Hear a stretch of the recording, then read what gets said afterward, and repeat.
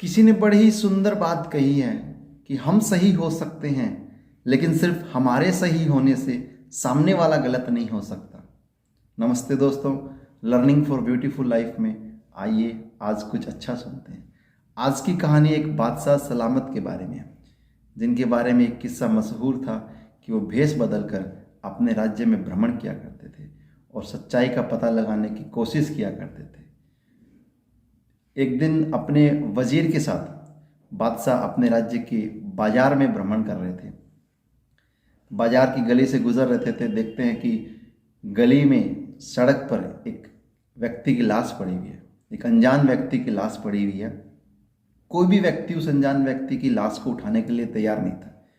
Even जो लोग उस गली से गुजर रहे थे वो उस लाश से काफ़ी दूरी बना के गुजर रहे थे। बादशाह को ये बात समझ में नहीं आई। बादशाह अपने वजीर के साथ उस अनजान व्यक्ति की लाश के नज़दीक जाते हैं और पता लगाने की कोशिश करते हैं कि आखिर मामला क्या है। बादशाह उस गली से गुजर रहे लोगों से मदद की अपील करते हैं, गुहार लगाते हैं कि कोई तो इस व्यक्ति को कंधा दो, इस व्यक्ति की लाश को उठाओ, मदद करो। लेकिन कोई नज़दीक भी नहीं आता है। सब दूर दूर से गुजर रहे होते हैं। कई देर तक इंतज़ार किया बादशाह ने, लोगों से अपील करते रहे, लेकिन कोई नहीं आया मदद करने। और ऊपर से बादशाह जो है बदले हुए भेष में थे, तो कोई उनको पहचान नहीं रहा था। थोड़ी देर के बाद में बादशाह वजीर को वहीं पर खड़ा करके और एक पास के दुकानदार के पास जाते हैं और उनसे पता लगाने की कोशिश करते हैं कि भाई साहब, कौन है ये व्यक्ति जो ऐसे लाश के रूप में पड़ा हुआ है। कोई इसकी मदद ही नहीं कर रहा है, कोई उठाने के लिए नहीं आ रहा है।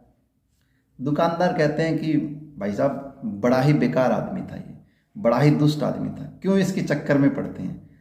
आप अपना सामान लीजिए और अपना रास्ता नापिए। बादशाह ने दूसरी दुकान की ओर रुख किया। दूसरी दुकान पे यही बात कही। दूसरी दुकान वाले ने बादशाह को वही बात दोहराई कि बेकार आदमी था, क्यों इनके चक्कर में अपना समय बर्बाद करते हैं। बादशाह तीसरी दुकान पे गया।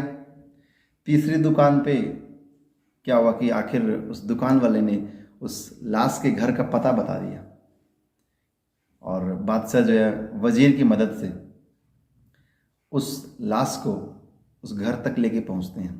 तो जब दरवाज़ा खोलते हैं तो सामने उस लाश की पत्नी नज़र आती है। वो जैसे ही अपने पति को देखती है बेसुध सी हो जाती है, बेहोश सी हो जाती है और फपक फक के रो पड़ती है।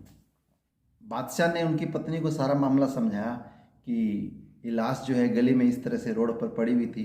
कोई भी इस लाश को कंधा देने के लिए तैयार ही नहीं था, कोई भी उठाने के लिए तैयार नहीं था। मैं जैसे तैसे आपके घर का पता पूछते हुए यहाँ तक इसको ले आया। जमाने वाले इसको इतना बुरा क्यों कह रहे हैं? क्या इतने बुरे आदमी थे ये आपके पति?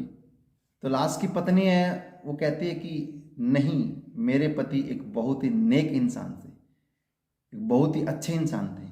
बादशाह को समझ में नहीं आया कि पत्नी कह रही है बहुत ही नेक इंसान थे, अच्छे इंसान थे, जमाने वाले जो है सारा इसको बहुत बुरा कह रहे हैं।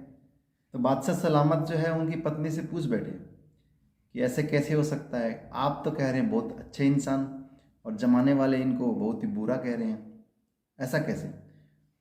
तो उस लाश की पत्नी ने बताया कि क्या बताऊं मैं आपको, मैंने इनको बहुत समझाया कि ऐसा मत करो मत करो, बहुत समझाया मैंने इनको, लेकिन ये मेरी बात नहीं मानी, मेरी एक नहीं सुनी इन्होंने।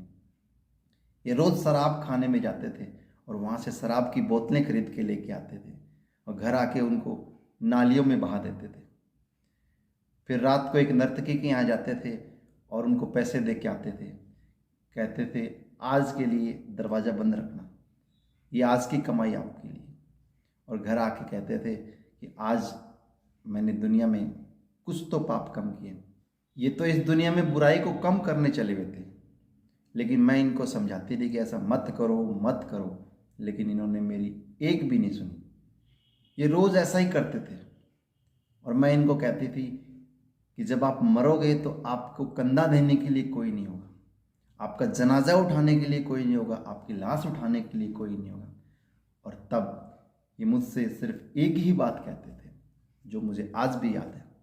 ये कहते थे, तुम देखना जब मैं मरूंगा उस वक्त का बादशाह और नेक इंसान मुझे कंधा देने के लिए आएगा, मेरा जनाजा उठाएगा। ये बातें सुनकर बादशाह की आंखों में आंसू आ गए और बादशाह ने कहा कि मैं ही इस वक्त का बादशाह हूँ, आप चिंता मत करो, आपके पति का जनाजा बहुत ही शानो शौकत से निकलेगा और वो सारी प्रक्रियाएं पूरी होगी। कहानी बहुत छोटी सी है लेकिन बहुत बड़ी सीख देती है हमें। दोस्तों, आज हम एक दूसरे की बुराई में लगे रहते हैं। हम देखते हैं कि दो लोग हर तीसरे व्यक्ति की बारे में कुछ भला बुरा कहते रहते हैं। हमें पता नहीं होता है कि उसके साथ क्या घटना घटी, वो कैसा है। हम जज करने में लगे होते हैं। हम अपनी गलती पे सबसे बड़े वकील बन जाते हैं और दूसरे की गलती पे सबसे बड़े जज बन जाते हैं। हमें कर्म अच्छे करते रहने हैं, बाकी सब ऊपर वाले पे छोड़ देना है। ऊपर वाला कभी किसी का बुरा नहीं करता, ऊपर वाला सब संभाल लेगा। इसलिए दोस्तों, दूसरों की जितनी हो सके मदद करते रहें, कर्म अच्छे करते रहें और दुआएं कमाते रहें, क्योंकि जब हमने दुआएं कमाई है तो हम किसी भी परिस्थिति से, किसी भी संकट से निकल सकते हैं। और अब आखिर में मैं वही कहूँगा, ऊपर वाले के आशीर्वाद से, अपनों के प्यार से जियो ऐसे कि दुनिया जीना चाहे आपके जैसे।